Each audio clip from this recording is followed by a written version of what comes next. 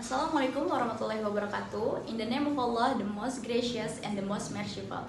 Let me introduce myself. My name is Febrianti. I'm from Tiara Bunda Polytechnic Depok. Let me presentation on the title, The Crisis of Sexual Violence Against Women and Children in Indonesia.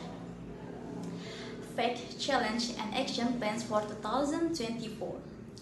The year 2024 witnessed an increase in violence against women and children in various regions of Indonesia. Data show that until the middle of this year, the number of rape cases in several provinces has experienced as very worrisome. The two provinces that recording the high number were Aceh with 135 rape case and West Java with 114 cases. This number are not just statistics. Behind every case there is a victim. There is a deep trauma and there are wounds that are not easily held. This high number indeed that we are facing an emergency situation and requires serious attention and handling across sector. The fact that Aceh, a province with strict Islamic Sharia regulation, ranks high in rape cases raise big question about the effectiveness of the prevailing norms and the social protection system. Do this formal regulation truly protect women and children, or do they actually put them in an increasingly vulnerable position due to stigma, a culture of silence, and lack of access to justice? Likewise, in West Java, a province with a large population and a complex social dynamic, the figure of 114 rape cases show that our education, legal, and social system are still unable to effectively prevent sexual violence. Meanwhile, in Eastern Indonesia, the situation is not less concerned. Ambon City, as one of the respondents, are in a system Indonesia.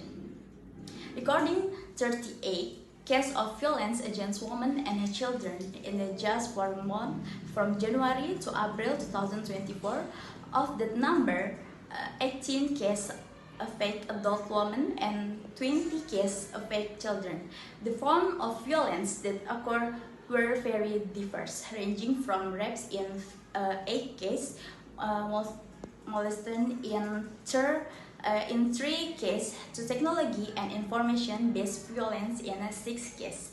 Not only that, Ambon also recording cases of children neglect and custody disputes that are often ignored in the narrative of violence because they are emotional and do not directly cause physical harm, even though their impact is a very long-term on the children's development.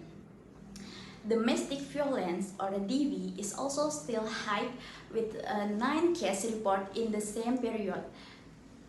This confirms that the home which should be the safe place for women and children can actually become an arena for violence. There were even 2 cases of combined rape, abuse, and physical violence report, which illustrate how complex and brutal the form of violence experienced by victims are.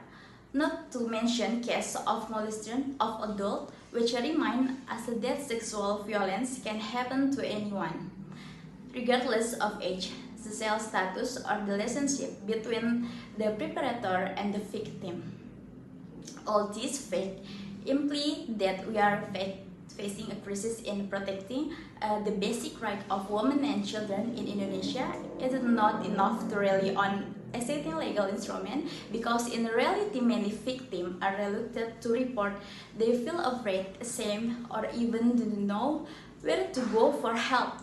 There are victims who are pressured by their families to remain silent. Some experience intimidation from the perpetrator, and some even receive unfair treatment from law enforcement themselves.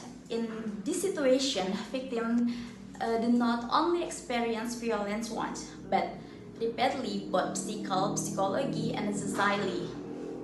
Therefore, effort to combat violence cannot be done partially, but must be carried out through a comprehensive approach involving all elements of society. The government, educational institution, local community, media, and the family must work together to creating a strong and sustainable protection system.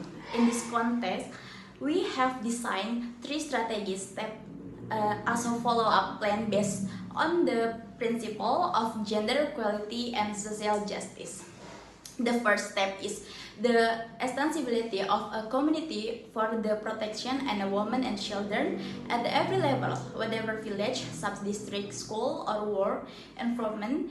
This community not only serves as a social supervisor, but also as a public education facilitator, a place for initial complaints, and a space for solidarity for a victim. This community will be trying to recognize signs of violence, understanding reporting mechanism, and provide internal psychosocial support to victims and their families. With a strong community, we can create a culture of mutual assistance that is not only sympathetic but also active and organization.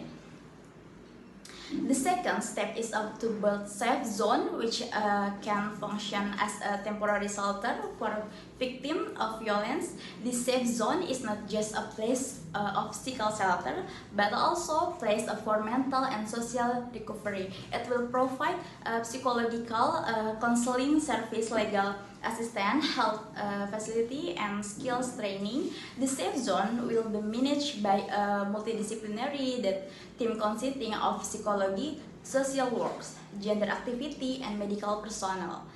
The hope is that victims will not only feel safe but also gain the strength to rise and continue their lives with dignity. The third step is to provide a special complaint hotline for violence against women and children that can be accessed 24 hours a day. This hotline will be the main channel for victims and witnesses to report cases of violence safely, confidential, and quickly. This service will be integrated with handling unit in this police, social service, hospital, and non-governmental organization. With an activity and responsive hotline, we can ensure that no reports are ignored and every victim can get protection in a timely manner. These 3 steps are not only in a short-term solution, but as part of system transformation in handling gender-based violence in Indonesia.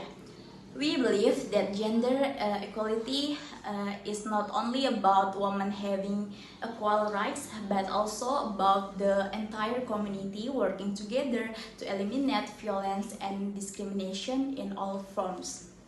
We are currently facing a situation that demands collective courage, dare to admit that violence is still rampant, dare to protect victims, not blame them, dare to build a new system that sides with justice and humanity.